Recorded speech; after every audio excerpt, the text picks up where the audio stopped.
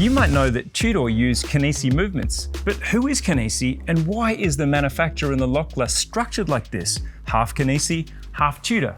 By the end of this video, you're going to understand why Tudor refer to their movements as manufactured movements and not in-house. And one more important thing, can I buy this Lego?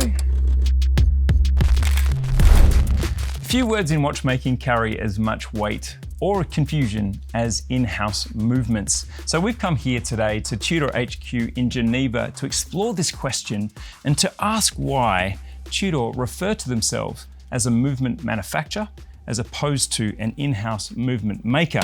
And by the end of this video, you're going to understand that the debate was meaningless anyway, because neither in-house or manufacturer is what means the most to Tudor. It's something else that starts with P. Let's get into it. There is a founding tenet for this brand that is so important for you to memorize. The best possible watch for the best possible price. And until 2002, that meant a watch with a reliable ébauche movement. And if you don't know what ébauche means, it means a blank, a movement from a manufacturer that just makes movements and sells them to brands to put in their watches. But in 2002, we tick over into the 21st century, and what does the Swatch Group do? It begins to control and telegraph the fact that the supply of their ETA movements was going to be restricted.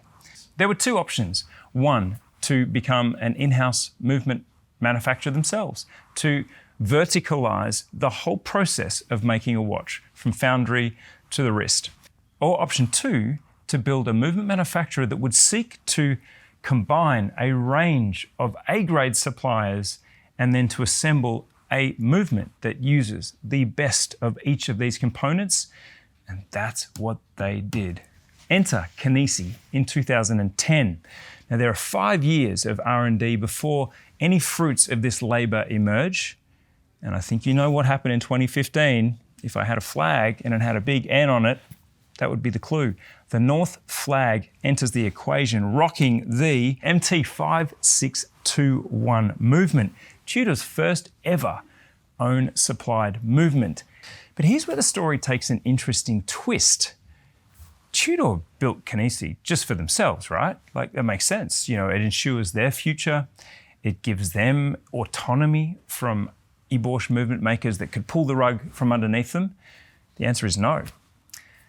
The intention behind Tudor is altruistic in the sense of best possible watch for best possible price. That continued through to a very canny business decision that also helped to prop up the industry from this looming threat to brands who could no longer buy ETA movements and have competitive watches in the market. The Kenissi manufacturer immediately went to seek other brands that might want a high-performance ébauche. Those brands that came to the party, you might have heard of them. Breitling, Norqain, a recent one, Tag Heuer. Chanel, in fact, was so interested in having Kenissi movements that they bought 20% of the manufacturer as well. So we have this story of a movement manufacturer, now proudly based in Le Locle next to Tudor, that also supplies other brands we know and love. But not all Tudor watches carry a Kenissi movement at this point in time, and that point is exactly September 2025. There is a move for Kenissi movements to be deployed across all collections, but currently the Royal Collection, the 1926 collection, and the Claire de Rose collection all use a mix of ETA and Solita movements. So it's the last vestige of that nearly century-long period for Tudor using ébauche movements. However, we are going to see a continual use of Kenissi movements across all collections going forward. All right, let's get to the watches. This is the part that Marcus is always like, how long till we get to the watches? There's an important caveat, because if you're Tudor, it's a wonderful, magnanimous gesture to offer to the market this fantastic, extremely high-performance ébauche movement, but it's also kind of human nature and quite fair to hold back some things just for yourself. So is your Kenissi movement in your Tudor the same as a movement that's in a time-only or Breitling dive watch? No, it's not. The calibres that Tudor make with Kenissi remain exclusive to the brand, and they have a few nice little touches that are reserved just for themselves, such as blackened bridges. I am looking at this black bay ceramic that has a nicely, and I would say sparsely decorated movement bridges. It has a tungsten rotor. We have silicon hairsprings in Tudor Kenissi movements. They've saved some of those big ticket and really desirable super functional attributes, including anti-magnetism for their own watches, just to continue to give them an edge. I mean, you can give your competitor a movement, but you're not going to give them everything.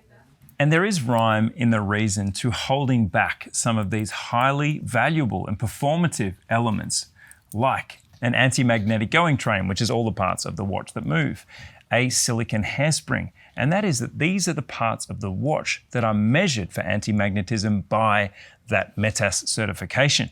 So if Tudor are to comply with METAS, they need all of these parts of their movement to be anti-magnetic. Hang on a second. If these bricks here were red, wouldn't this just be an in-house movement? And the answer is maybe another brand would call it such. Because in actual fact, if this whole building was red and this manufacture here was considered an integrated part of Tudor, you might be able to argue that this is an in-house movement. But here's the fact. Here's the zinger. Tudor doesn't care. They don't care what you call it. They don't care. They don't have a hierarchy for an in-house movement being considered superior to a manufacturer movement. What they care about is that thing I teased right at the start of the video. If you zoom right back, I talk about a P, and that P is performance. Tudor want the highest performance watches for the best possible price. So I've just tweaked the original tenet, given it a modern upgrade. It's all about the best component to go in the best movement at the best possible price. And maybe Tudor would say to another manufacturer, hey, you could be our movement manufacturer if you could beat Kenissi. So maybe game on. The fact is, Tudor don't care what we call their movements, and they don't have a podium for which is better than another. They just keep pumping out high performance watches at prices that every single year, Marcus, myself, Zach, back in the About Everything Time days, me, Adrian, George would always say, the price is perfect. The performance is always there. The price is perfect. And it's because of this structure right here at their home in Lalocla, where it all begins to make sense. Tudor, the manufacture movement brand that very soon will have all of their watches made at this place in the spiritual heart of Lalocla. Let me know in the comments below, has this changed the way you see Tudor? Do you feel better about the watch you have on your wrist by the brand? Do you feel that they could stretch a little harder in the way that they refer to their watches? I can't wait to read your comments. Thanks for watching Time+Tide, and see you on the next one.